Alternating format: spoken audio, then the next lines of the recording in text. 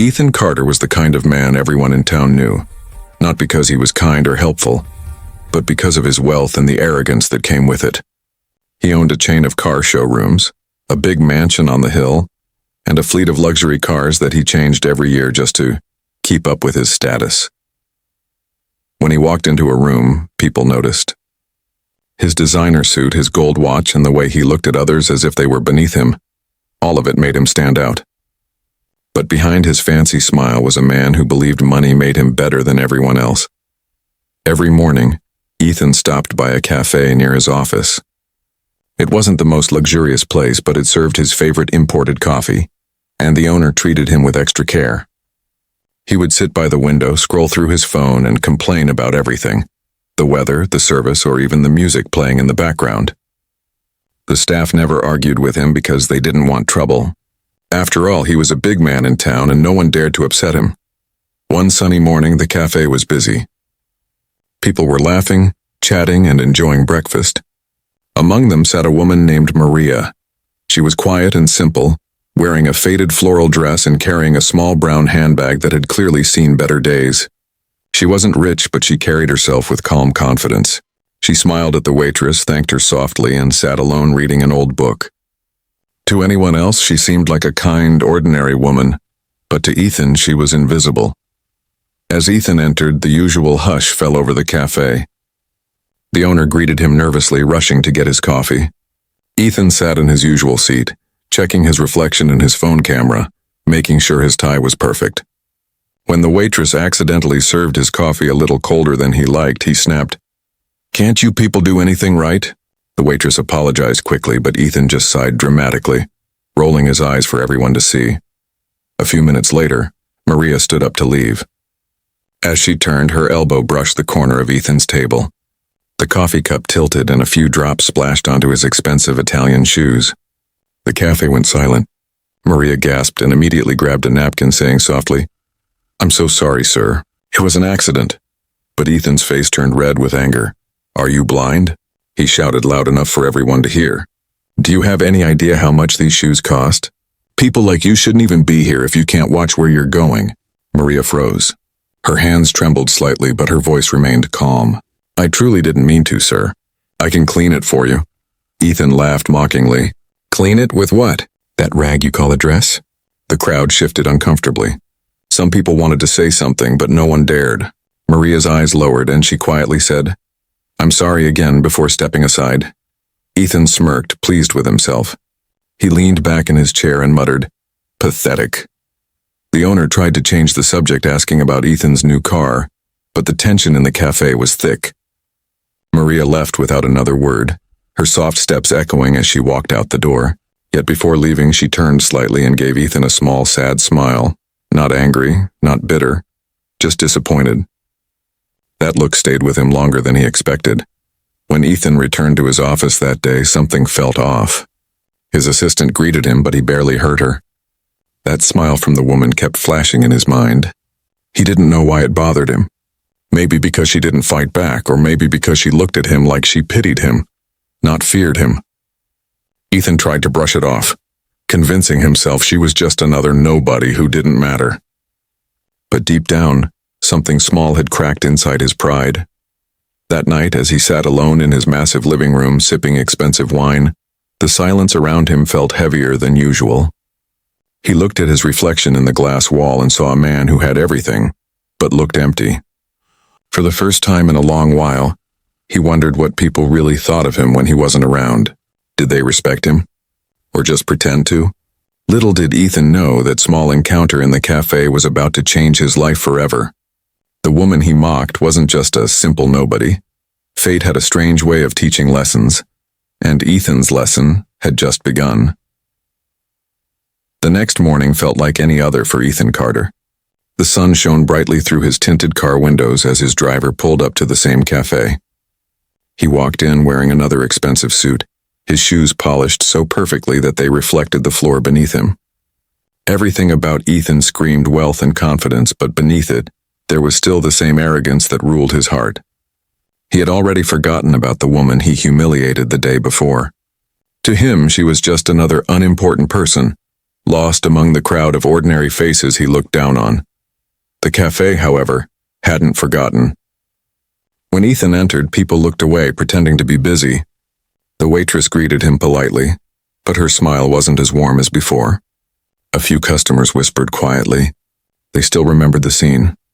How he yelled at that poor woman who had simply spilled a bit of coffee. Ethan, too proud to notice the shift in the air, ordered his usual coffee with the same demanding tone. He sat down, pulled out his phone, and scrolled through messages from business associates.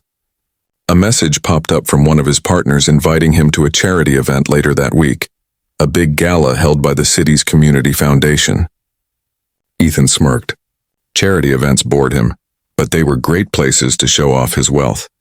He replied that he would attend, already thinking about which suit would draw the most attention. Just as he set his phone down, the cafe door opened and in walked a familiar figure, Maria.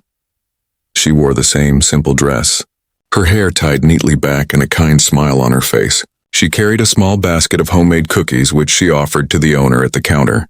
"I baked these for the staff," she said softly. "Just to thank you for your kindness."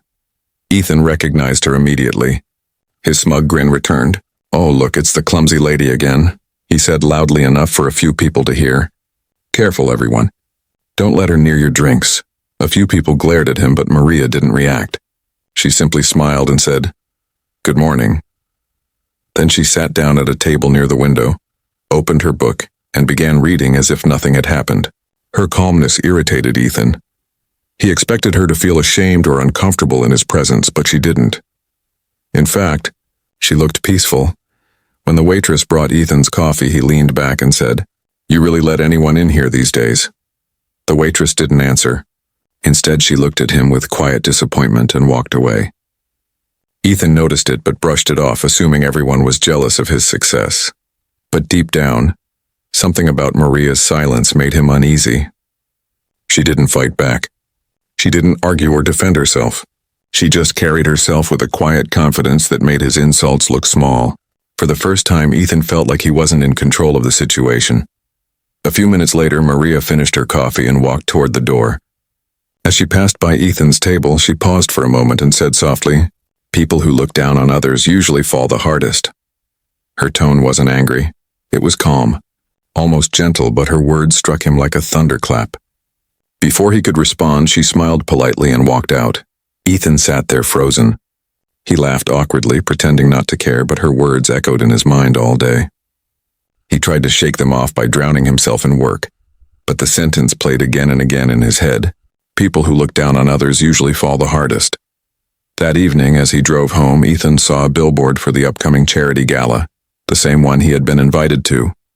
He didn't notice at first, but written in bold letters below the event name was a familiar one, hosted by Maria Foundation for Education and Empowerment. He blinked in disbelief. The same woman he mocked? The same woman he called pathetic? How could she be hosting such a prestigious event? His pride refused to believe it. "There must be another Maria," he muttered. But deep down, a strange sense of unease began to grow. Ethan didn't realize it yet. But fate was about to show him something money could never buy, a lesson in humility, one that would change everything he thought he knew about power, respect, and worth. The night of the charity gala arrived, and the city's grand ballroom glowed with elegance. Expensive chandeliers sparkled above a sea of silk gowns and tailored suits. Waiters carried trays of champagne, and a live orchestra filled the air with soft, graceful music. Ethan Carter stepped out of his luxury car, adjusting his tie with the same confidence he wore every day. The cameras flashed as he walked down the red carpet, his polished shoes clicking sharply against the marble floor. This was his world, glamour, money, and admiration. He smiled, thinking this was just another night to prove his success. As he entered the ballroom, he greeted a few familiar faces, business partners, socialites, and investors. Everyone seemed impressed by his presence, and that only fed his ego. He looked around, expecting to see the host of the evening, the mysterious woman behind the event, someone powerful, someone influential. But when the lights dimmed and the host was announced, Ethan's smile slowly faded. Stepping gracefully onto the stage was Maria, the same woman he had mocked at the cafe. She looked stunning in a simple yet elegant gown, her hair neatly tied, her posture calm and confident. The crowd applauded as she approached the microphone. Ethan's jaw tightened. He couldn't believe what he was seeing. The woman he had called pathetic was now standing before hundreds of wealthy and respected guests, not as a servant but as a leader. "Good evening, everyone," Maria began with a warm smile. "Thank you for joining us tonight to support the Maria Foundation for Education and Empowerment. Our mission is simple: to give children from poor families a chance at a brighter future." Her voice was gentle but filled with strength. Every word carried sincerity and grace. The audience listened attentively, clearly inspired. Ethan felt a strange discomfort rising inside him. He wanted to leave but couldn't. His pride glued him to the seat. He tried to act uninterested, sipping his drink and pretending to check his phone, but his eyes couldn't leave the stage. Maria spoke about her childhood, how she had once been poor, how she worked multiple jobs to put herself through school, and how she started the foundation with nothing but determination.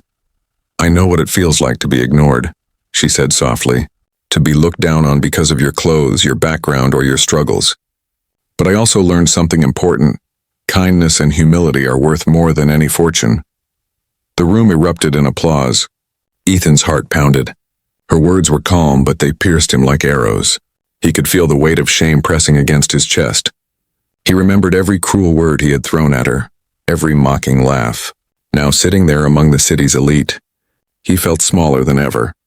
As Maria continued her speech, a large screen behind her lit up with photos.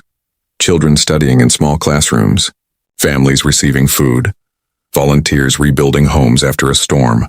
The audience gasped and clapped again, clearly moved. Ethan's throat tightened. He had always believed charity was just a way to show off wealth, but watching Maria's work unfold on screen, he realized hers came from the heart. Then came the moment that broke him completely. One of the presenters on stage said, "Tonight, we honor Miss Maria for her outstanding contribution to humanity and her dedication to helping those in need." The entire hall stood up, giving her a standing ovation. People cheered, clapped, and even wiped away tears. Ethan remained seated, frozen. The woman he had insulted so easily was now being celebrated by the same kind of people he always tried to impress. Maria stepped down from the stage and began greeting guests, shaking hands and smiling modestly. Ethan tried to stay invisible, but his luck ran out when she turned in his direction. Their eyes met. She didn't look angry. She didn't look smug. Instead, she simply smiled, the same calm, knowing smile she had given him at the cafe. Ethan looked away quickly, his face burning. He wanted to disappear, but something inside him told him he had to face this. His arrogance was cracking, piece by piece. The man who believed money could buy everything had just realized that respect, grace, and goodness were things no amount of wealth could ever purchase. As the evening went on, Ethan stayed quiet, lost in thought. He didn't notice the music, the food, or the fancy decorations anymore. All he could think about was how wrong he had been, and how the woman he mocked had taught him a lesson without even trying. That night, as he drove home under the city lights, he didn't feel powerful or proud. For the first time in years, Ethan Carter felt something he had forgotten how to feel: humility. The next morning, Ethan woke up with a heavy heart. He had barely slept after the charity gala. The applause for Maria, her words about kindness, and the look of quiet forgiveness in her eyes replayed in his mind like a haunting melody. He sat at the edge of his bed staring at his reflection in the mirror. The same expensive watch, the same perfect hair, the same sharp suit, but somehow, he didn't recognize the man looking back. For years, Ethan had measured life through luxury, cars, money, and status. But for the first time, none of it felt satisfying. His mansion seemed colder, emptier, like a museum of loneliness filled with lifeless things. He poured himself a cup of coffee and sat in silence, something he never did. He thought about Maria's words from the stage. Kindness and humility are worth more than any fortune. Those words had cut deeper than any insult could. Later that week, Ethan attended a business meeting downtown. Normally, he would arrive late, expecting everyone to wait. But this time he arrived early and noticed something he had never paid attention to. The janitor sweeping quietly near the door, The receptionist juggling phone calls, the security guard greeting guests politely. For once, Ethan saw them not as background figures but as people. During the meeting, while others discussed profits and competition, Ethan found his mind drifting. He kept thinking about Maria's foundation, how she started with nothing yet had managed to help hundreds of children. He couldn't understand how someone with so little could give so much. That thought stayed with him all day, tugging at his conscience like a soft whisper he couldn't ignore. That evening, Ethan searched online for the Maria Foundation for Education and Empowerment. As the website loaded, he saw pictures of smiling children holding books, teachers in small classrooms, and Maria surrounded by volunteers. He scrolled through stories. A young boy who had learned to read because of her program. A widow who started a small business after Maria's team helped her. Ethan's chest tightened. These weren't stories of charity. They were stories of transformation. He clicked on a video where Maria was speaking to a group of students. Her tone was warm, her smile gentle. "Never let anyone make you feel small because of what you have or don't have," she said. "Your worth is not measured by money but by what you give to others." Ethan's eyes burned as he paused the video. He had spent his whole life doing the exact opposite, making others feel small to make himself feel important. For the first time, guilt overwhelmed him. Not the kind that fades after a few hours, but the kind that shakes your soul. He thought about every person he had insulted, waiters, clerks, drivers, and anyone he believed was beneath him. He realized that while he had chased wealth, he had lost something far more valuable, his humanity. That night, he sat in his study, surrounded by trophies, awards, and certificates, all symbols of success. But they felt meaningless. He picked up a photo of himself at a company event, posing with fake smiles. For the first time, he saw the emptiness in his own eyes. "What have I become?" he whispered. The next day, without telling anyone, Ethan drove across town to one of Maria's community centers. It was a small building painted bright yellow with children playing outside. Laughter echoed through the air. He parked his car at a distance, not wanting to be noticed. As he watched, he saw Maria helping a little girl tie her shoelaces. She wasn't giving a speech or posing for photos. She was simply there, present, real. Something broke inside Ethan at that moment. He realized that true power wasn't in being feared. It was in being loved. And Maria, the woman he once humiliated, had that kind of power, not because of money, but because of heart. He wanted to approach her to say sorry, but his pride held him back. So he sat there quietly, just watching, until one of the children noticed him and waved. Ethan smiled for the first time in a long while, a genuine smile, small but real. As he drove away, he knew one thing for certain. This was the beginning of his transformation. He couldn't erase the past, but he could change what came next. Maria's words had planted a seed in his heart, and for the first time, Ethan Carter wanted to grow something more meaningful than wealth. He wanted to grow goodness. The following week, the city newspaper featured a full-page article about the success of the charity gala. It praised Maria's Foundation for Education and Empowerment for its incredible impact on poor communities. Photos from the event filled the page, smiling guests, joyful children, and right in the center stood Maria, graceful and dignified. Ethan Carter's morning coffee turned cold as he stared at the newspaper. His face wasn't in any photo, though he had attended. In fact, nobody had even mentioned him. That small detail hit him harder than he expected. For years he had been used to attention, cameras, praise, and flattery. Now the silence around his name felt deafening. Later that day, Ethan went out for a business lunch at an upscale restaurant. The place was filled with many people who had also attended the gala. As soon as he entered, he felt eyes on him, not admiring ones, but curious, judgmental. He could almost hear the whispers floating across the tables. "Isn't that the guy who yelled at Maria in the cafe?" one woman whispered behind her hand. "I heard she forgave him, but still." "How embarrassing," another replied. Ethan's heart sank. So people had found out. Someone at the cafe must have recognized him. Or maybe a witness had shared the story online. Either way, his arrogance had finally caught up with him, this time in front of the same crowd he used to impress. He sat down quietly, avoiding eye contact. The waiter approached, but for the first time, Ethan spoke softly and said, "Thank you." The waiter looked surprised. Ethan had never thanked anyone before, but right now he didn't feel like the powerful man he once was. He felt exposed, small, and deeply ashamed. While he tried to focus on the menu, he overheard two businessmen at the next table discussing donations to Maria's foundation. "She's doing incredible work," one said. "Even some of the richest men in the city are following her lead now." The other replied, "Yeah, and she never even brags about it." "That's real class." Ethan lowered his eyes. The irony stung. He who had spent years building his reputation through arrogance was being overshadowed by the very woman he once mocked. Suddenly he received a text from one of his closest business partners, Mr. Thompson. "Ethan, people are talking about your behavior at the cafe. It's bad for our company's image. You should make things right, publicly." Ethan felt his face flush with humiliation. For years he had been the one people feared. Now his pride had made him a joke. He excused himself from the restaurant and went to his car. Sitting in silence, he realized how quickly respect could turn into ridicule. That evening he made a decision.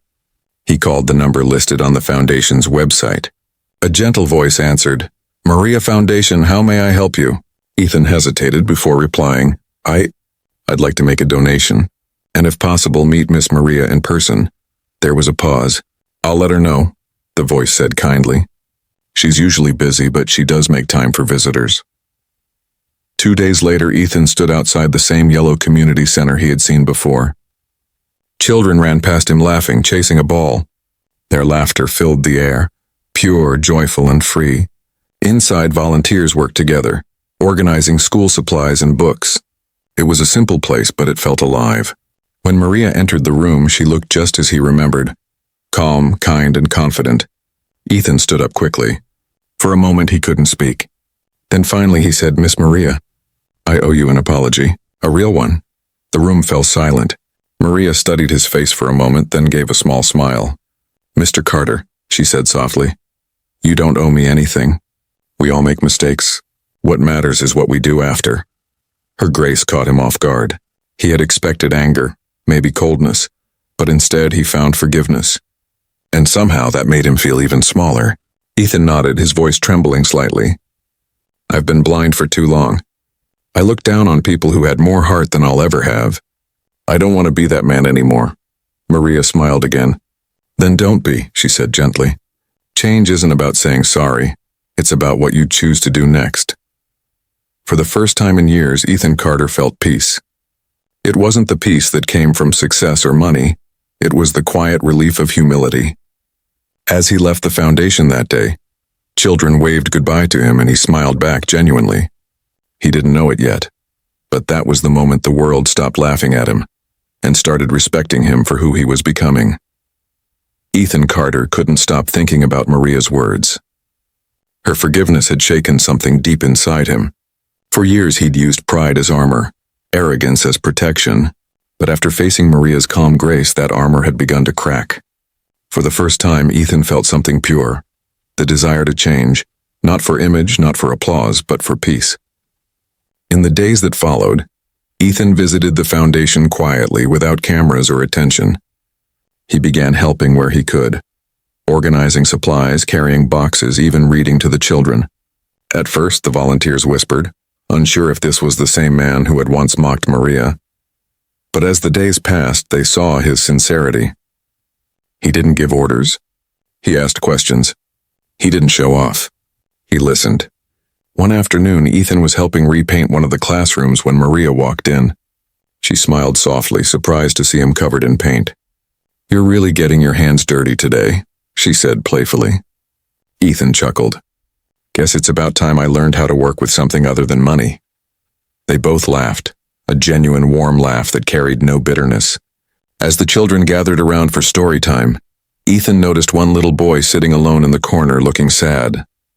He walked over and asked, "Hey buddy, what's wrong?"